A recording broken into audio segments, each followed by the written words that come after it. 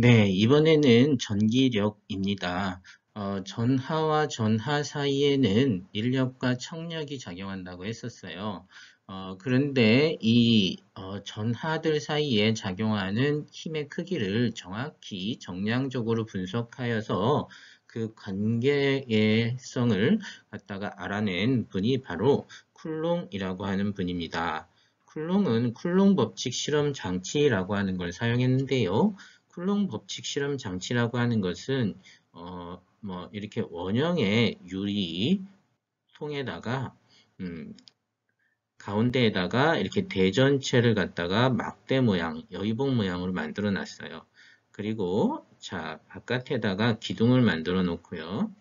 자, 이 기둥에다가 어떤 걸 갖다가 매달아 놨냐면 이것이 어, 철사와 비슷한 거였어요. 이런 걸 우리는 비틀림 저울이라고 하는데 왜 비틀림 저울이냐면 평형 상태에서 가만히 있다가 얘가 한쪽으로 돌아가게 되면 약간 돌아가 있는 상태 같다가 철사는 원래 돌아가려는 원래 상태로 돌아가려는 성질 탄성을 가지고 있죠. 그래서 얘는 돌아가면 비틀렸으면 어떤 각도 세타만큼 돌아갔으면 그때 돌아가는 그때의 힘을 갖다가 측정할 수 있다. 아주 약한 힘도 측정할 수 있는 그런 장치를 고안해낸 거죠. 그래서 여기에다가는 양쪽에다가 쇠공을 놓고요. 여기에다가 우리가 대전시켜 놓을 수 있는 어떤 또 대전체를 갖다가 놨어요. 막 마찰력으로 비빈 다음에 여기를 대전시키면 얘가 마이너스, 전체가 마이너스로 쇄봉이 되고 얘를 건드리게 되면 얘가 마이너스로 대전이 되겠죠. 그런 식으로 대전의 양을 갖다가 늘려주면서 여기에서 외부에다 여기에다가 또 대전체를 갖다 놓는 거죠. 마이너스로 대전된 어떤 대전체를 갖다 놓으면 얘가 이렇게 휘끄닥 돌아가요. 돌아갈 때에 그때 돌아가는 각도를 가지고 얼마만큼의 힘을 받았다라고 생각을 하는 거죠. 그래서 이 결과는 우리가 만유 인력이라고 하는 뉴턴의 결과와 거의 동일할 것이다 예상을 했는데 정확히 동일하다라고 하는 것을 알게 되었지요. 그리고 더 특별한 것은 그때에 단순히 비례하는 관계다라고 하는 것이 아니라 관계식을 완성하기 위한 비례 상수도 결정할 수 있었다라고 하는 거예요. 자, 우선은 결과를 보면 뉴턴의 법칙처럼 전기력이라고 하는 것은 어떤 대전체와 A와 어떤 대전체 2, 그래서 이 대전체의 전하량을 Q1, 그 다음에 또 다른 대전체의 전하량을 Q2라고 하고 두 대전체 사이의 거리가 R만큼 떨어져 있다라고 한다면 그때는 서로 주고받는 작용, 반작용 힘이 존재하게 되는데 그때 힘의 크기는 두 물체의 전하량의 곱에 비례하고 그 다음 두 물체의 거리의 제곱에 반비례한다라고 하는 것을 알아냈다. 특별히 이때의 비례 상수는 2파이 입실론 분의 1이라고 쓰는데요. 혹시 여러분들 기억하는 분들은 고등학교 때는 얘를 전기상수 K라고 했습니다. 그래서 이 K 값은 여러분들이 9 곱하기 10의 구성이다라고 어떤 분들은 암기를 할 수도 있었을 텐데요. 자, 이 전기 상수는 우리는 특별히 더 구체적으로 본다면 4파이 입실론 제로분의 1이다 라고 얘기를 합니다. 이 4파이 입실론 제로분의 1 중에서 4파이는 아마 구면으로 퍼져나가기 때문에 힘이 그때 나타나는 구의 면적은 뭐 4파이 r 제곱이잖아요. 그때 나타난 값이다 라고 생각할 수 있고요. 예상할 수 있고요. 그 다음에 입실론 제로라고 하는 것은 무엇이냐라고 하는 것은 바로 물질의 성질인데요. 전기와 전기라고 하는 힘이 도달하는데 이 공간에 어떤 물질로 채워져 있느냐에 따라서 그 전기적 힘이 나타나는 그 값이 달라질 수 있다라고 하는 거죠. 그래서 이 입실론 제로라고 하는 것은 진공이다. 아무것도 없다. 제로는 아무것도 없는 진공 상태에서의 값이 바로 이러한 비례상수 값을 갖는다라고 하는 것이고요. 이것을 진공이 아니라 어떤 물질로 가게 되면 물질의 유전상수 E라고 해서 쓰게 되는데요. 여기서 유전이라고 하는 것은 분극되는 정도다라고 기억을 해주시면 되겠습니다. 분극이라고 하는 것은 어떤 물질 입자가 플러스와 마이너스를 고르게 중성 상태로 가지고 있는데 어떤 분자가 그 플러스 마이너스를 극성 상태로 바꿔준다라고 하는 거죠. 외부에서 전기장이 존재하면 어떤 물질이 극성 상태로 나누어진다 라고 하는 것이죠. 그때 나눠지는 정도, 그래서 비틀림, 얘가 그 정도를 갖다가 바로 유전상수 2라고 합니다. 이런 말도 들어봤을 거예요. 바로 어떤 뭐 전기가 통하지 않는 물체를 갖다 우리는 도체 말고 부도체라고 하는데, 부도체는 다른 말로 우리는 뭐 사용 용도에 따라서 전기를 막는 절연체라고도 말을 하죠. 하지만 이런 애들은 자유전자가 발생하지 않고 원자 핵이 찌그러지는 현상을 갖다가 나타내는데, 이런 것을 유전분극이라고 하고 그때 나타나는 정도를 유전율이라고 얘기를 합니다.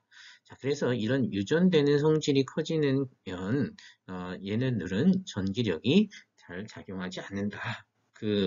자세한 것들은 다음에 우리가 전기장 하면서 일반 물리학에서 나올 것 같습니다. 여기서 여러분들이 기억해 줘야 되는 것은 긴 시간 동안 말씀을 드렸지만 바로 뭐일 것 같아요? 간단하게 바로 쿨롱의 법칙 공식을 암기해 놓는 것입니다. 네, 다음에 어떤 내용이 있는지 한번 볼까요? 네, 바로 퀴즈가 나왔네요. 방금 배웠던 전기력 쿨롱 힘을 가지고 푸는 문제이겠지요? 어떤 내용인지 볼까요? 입자 A는 마이너스 2쿨롱이고, 자, 여기 있네요. 얘는 마이너스 2쿨롱이고, 그 다음에 입자 B는 플러스 1쿨롱으로 가지고 있다. 그만큼 대전되어 있다. 라고 하는 거죠. 자, 그런데 A가 B에 작용하는 전기력과 B가 A에 작용하는 전기력의 크기와 방향을 다르게 나타낸 것은 했네요. 얘네들은 서로가 마이너스 플러스니까 서로가 바로 끌어당기는 힘을 작용하겠죠. 방향은 그럼 서로가 안쪽이겠네요. 그러면 바로 2번 또는 1번, 여러 가지 뭐 3번, 1, 2, 3번 중에 답이 될 텐데요. 이때의 크기는 어떻습니까? 크기는 바로 쿨롱 상수, 전기 상수에다가 거리 제곱에 그 다음에 Q1, Q2니까 마이너스 2 이렇게 되겠는데 여기에서 K는 4파이 입실론 제로분의 1이라고 했어요. 근데 이것은 A가 B를 잡아당기는 힘이나 B가 A를 잡아당기는 힘은 그 크기가 같고 방향이 반대인 작용, 반작용 관계가 된다고 했으므로 답은 몇 번이겠습니까? 네, 간단하게 2번입니다. 즉, 이 문제는 바로 쿨롱 힘도 만유 인력처럼 작용, 반작용 힘, 작용, 반작용의 기본 성질인 힘의 기본 성질, 바로 상호작용이다 라고 하는 것을 만족한다는 것을 여러분들에게 상기시키고자 한 것이었습니다. 자, 다음 내용을 한번 볼까요? 네, 쿨롱 힘 F는 4파이 입실론 제로분의 1 R 제곱분의 Q1, Q2라고 하는 쿨롱 법칙을 가장 많이 해서 가장 많이 예로 나타나는, 문제로 나타나는 그런 예시예요. 그래서 이런 문제는 되게 많이 나와요. 여러분들도 아마 이번 우리가 기말고사를 보게 되면 기말고사에도 나올지 아마 나올 확률이 적지 않을 것 같아요. 한 50%는 확률이 있을 것 같습니다. 네, 제가 그렇게밖에 말씀을 못 드리죠. 아직 저도 문제가 어떤 건지 아직 모르니까요. 자, 그러면 여기에다가 시험 양전하를 놓았을 때 쿨롱 힘이 0이 되는 지점은 어디겠습니까? 라고 찾아보세요. 라고 하는 거죠. 이것은 무엇이냐면 어떤 시험 양전하라고 하는 말이 일단은 중요해요.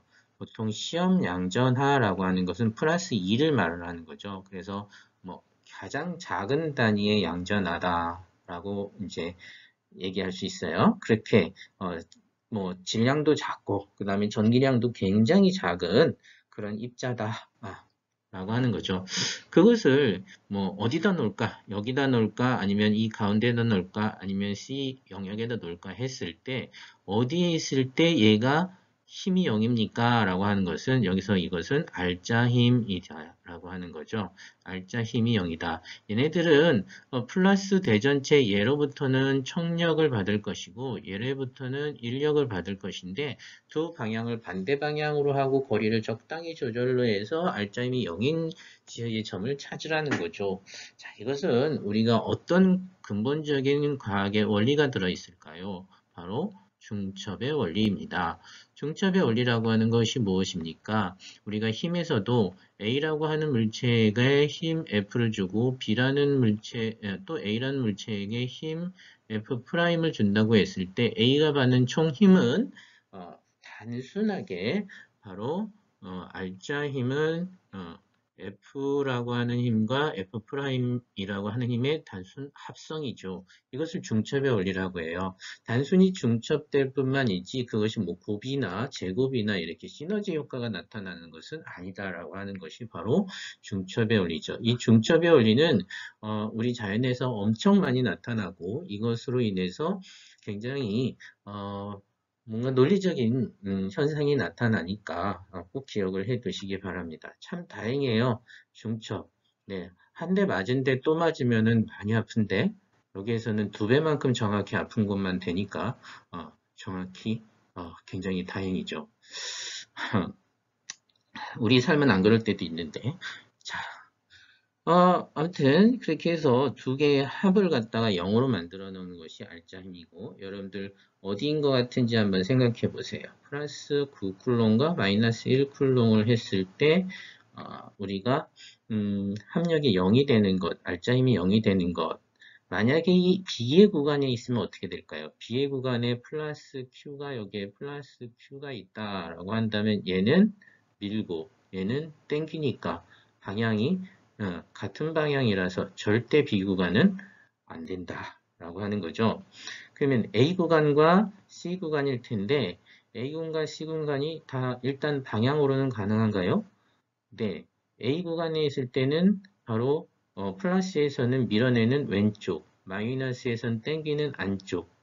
이니까 두 개 반대 방향이니까 아마 가능하고 C 구간에서는 또 플러스 Q가 받는 힘이 마이너스한테는 왼쪽, 플러스한테는 오른쪽.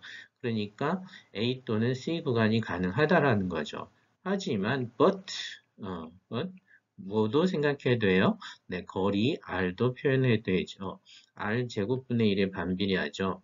그런데 여기서 보면 플러스 9쿨롱이 훨씬 강해요. 그래서 만약에 얘보다 왼쪽인 A 구간에 넣는다면 플러스 강한 전기력을 가지고 있는 것의 거리가 항상 약한 전기력 마이너스보다 크기 때문에 가깝고 크죠. 그래서 왼쪽 힘이 항상 더 우세하게 되겠죠. 그렇기 때문에 얘는 답이 될 수 없죠. 그럼 답은 바로 뭐가 되겠습니까? 네, C 구간이 될 것입니다. 이번 답은 맞았나 한번 볼까요? 네, 맞네요. C 구간이 됩니다. 다음 공부해 봅시다.